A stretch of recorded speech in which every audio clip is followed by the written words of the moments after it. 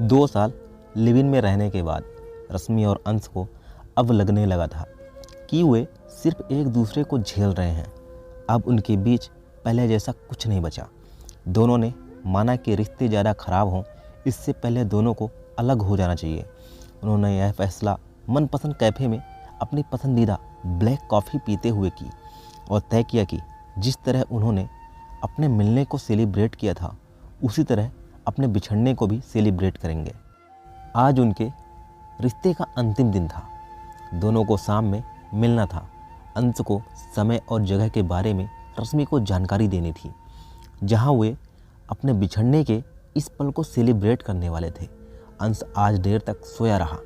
नींद खुली तो सुबह के 8 बज रहे थे। मतलब यह कि आज रश्मि उसे जगाने नहीं आई थी।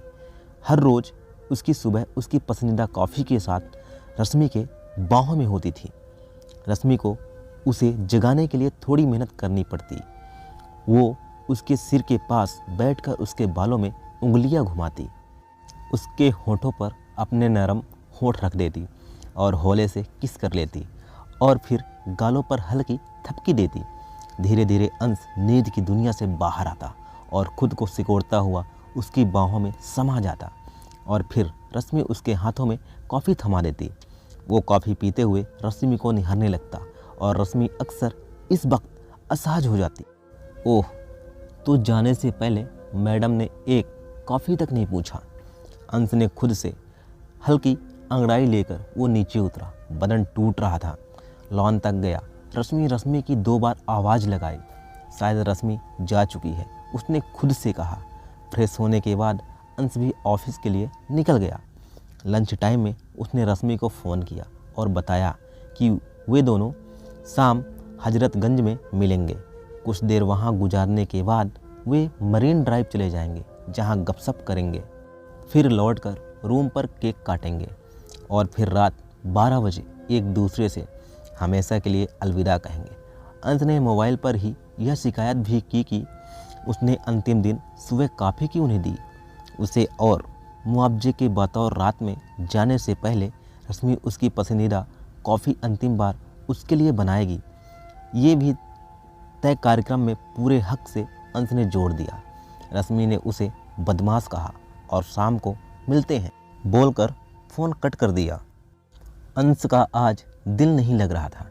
वह ऑफिस में 2 बार अपने बॉस से डांट खा चुका था। उसने रश्मि को फ़ोन पर इसकी जानकारी दी तो रश्मि तेज से हंस पड़ी। इतनी तेज कि उसके ऑफिस में भी उसे डांट पड़ गई। हुआ ये कि उसी समय उसके बॉस सामने केबिन से निकल रहे थे। रश्मि ने कुछ देर बाद ये बात अंश को फ़ोन पर बताई तो अंश ने कहा, एक तो तुम अलग हो रही हो, मेरी नौकरी भी लेकर ही मानोगी। अगर मैं दोबारा हंसा तो मेरी तो नौकरी गई। फिर दोनों हंस पड़े। अंश को लग रहा था कि सिर्फ उसका ही मन ऑफिस में नहीं लग रहा है, बल्कि उधर तो रश्मि का भी यही हाल था।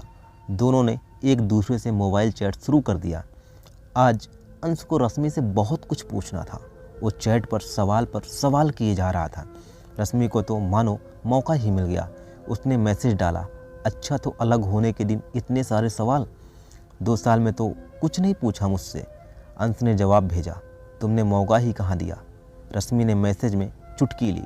शाम को दोनों हजरतगंज में मिले। दुधिया रोशनी में खुले आसमां के नीचे एक दूजे की बाहों में बाहें डाले वे लवलेन में घूमते रहे।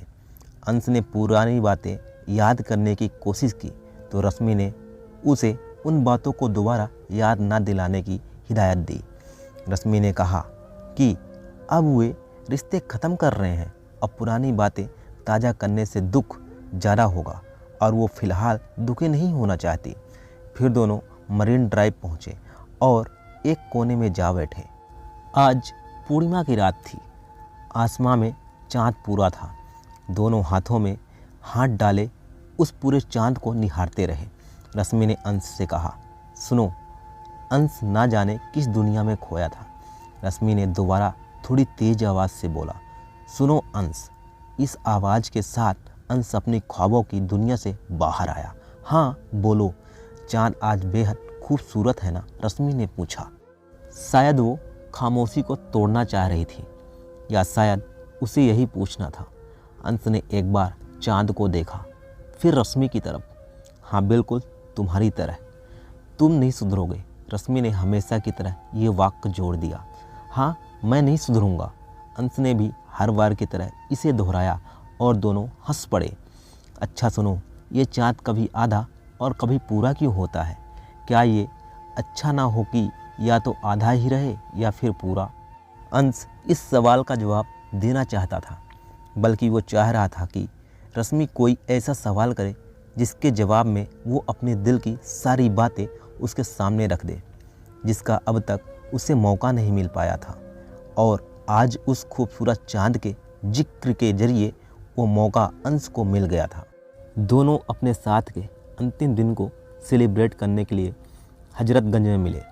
लवलेन में घूमते हुए मरीन ड्राइव पहुँचे और एक कोने में बैठ गए। आज पूर्णिमा की रात थी, चाँद पूरा चमक रहा था।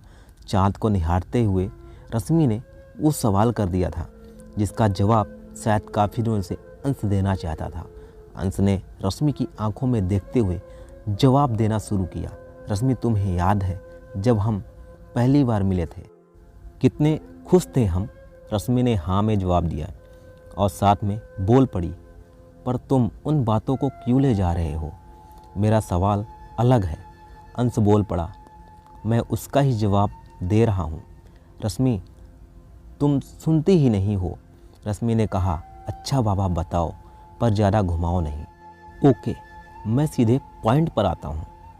तो हमने कस्में खाई थी कि हम हमेशा साथ साथ रहेंगे, पर आज क्या हो रहा है? तुम समझ रही हो मैं क्या कहना चाहता हूँ? वक्त हमेशा एक सा नहीं रहता, इसमें खुशी और गम, मिलना और बिछड़ना दोनों लगा रहता है। मतलब कुछ भी एक साथ नहीं रहता। पर रश्मि ने उसे बीच में ही रोक दिया। अंश, क्या हम अब एक दूसरे को अलविदा कह सकते हैं? क्यों, क्या हुआ? अभी तो केक भी काटने का प्लान था। नहीं, वो मुझसे नहीं हो पाएगा। पर क्यों? अंश प्लीज़ जिद ना करो। समझो, मैं फिर कमज़ोर पड़ जाऊंगी, बल्कि कमज़ोर पड़ने लगी हूँ। पर अब मैं कमज़ोर नहीं पड़ना चाहती। तुमसे बेहतर मुझे कौन समझ सकता है? तो मेरा साथ दो अंश। अंश प्लीज़ इस बात को यहीं रोक दो और मुझे हग करो। अगर सब एक सा ही रहता तो आज हम बिछड़ते ही क्यों? है ना रश्मि? रश्मि कुछ जवाब नहीं दे पा रही थी। वो बस सुने जा रही थी, अंश को निहारे जा रही थी। उसकी आंखें आंसुओं से डबडबाई लग रही थी। अंश का जवाब अभी भी पूरा नहीं हुआ था। रश्मि ने कहा, अब हमें जाने की इजाज़त दो। हमारे साथ का सफ़र शायद यहीं तक था। अंश कुछ देर के लिए खामोश हो गया। वो रश्मि को कुछ देर उदासी भरी निगाहों से निहारता रहा। रश्मि नज़रें नीचे गड़ाई, अपने अंगूठे से ज़मीन पर कुछ बनाती रही। कुछ देर बाद खामोशी तोड़ते हुए अंश ने कहा, इट्स ओके, तो रूम पर चलें? नहीं अंश, आज और यहीं से हमें अपना सफ़र अलग करना होगा। तो चलो, छोड़ देता हूँ तुम्हें, पर रात के 10 बजे हैं, कहाँ जाओगे इस समय तुम? मेरी दोस्त यहीं पास में ही रहती है, मैं उसे बुला लेती हूँ। ठीक है, मैं उसके आने तक रुक जाता हूँ। नहीं अंश, प्लीज़ तुम जाओ। अंश उसे और दुखी नहीं करना चाहता था। उसने वहाँ से जाना ही बेहतर समझा और अंश चला गया। अंश बहुत तसल्ली से रश्मि के सवाल का जवाब देना शुरू करता है, बल्कि वह इस जवाब के बहाने अपने रिश्ते को दोबारा पा लेने की कोशिश करना चाहता है। पर शायद रश्मि अभी इसके लिए तैयार नहीं है।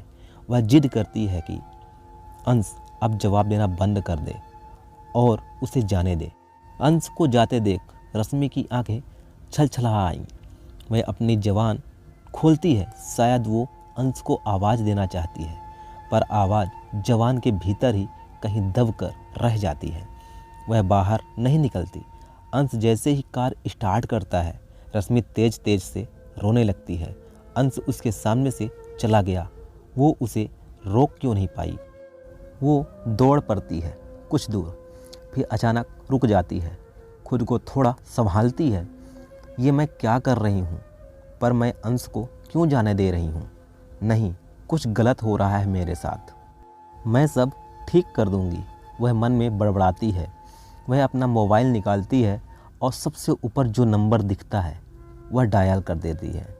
उधर से अंश की आवाज़ आती है, हाँ रश्मि बोलो, कहाँ तक पहुँचे हो अंश?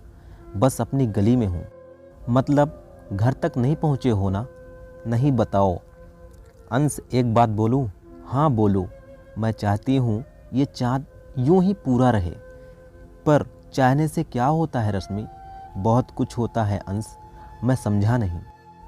तुम समझ रहे हो अंश, तुम अच्छी तरह से समझ रहे हो। मैं वही कह रही हूँ जो तुम सुनना चाहते थे और जिसके लिए तुम मुझे इतना सब समझा रहे थे। रश्मि का गला रूंध आया था। वो ज़्यादा बोल नहीं पाई। फ़ोन पर फपक पड़ी और उसने फ़ोन काट दिया। अचानक उसके चेहरे पर कोई तेज़ रोशनी पड़ी। सामने उसकी फेवरेट कार खड़ी थी और उसका ड्राइवर गेट और अपनी बाहें खोले उसका इंतज़ार कर रहा था। वो दौड़ी और उससे लिपट गई, चूमने लगी। पूरे चांद के नीचे उनका अधूरा होता रिश्ता फिर से पूरा हो गया था। दोनों ने ऊपर देखा, चांद को फ्लाइंग किस भेजा, एक दूजे को किस किया और निकल पड़े एक नए सफर।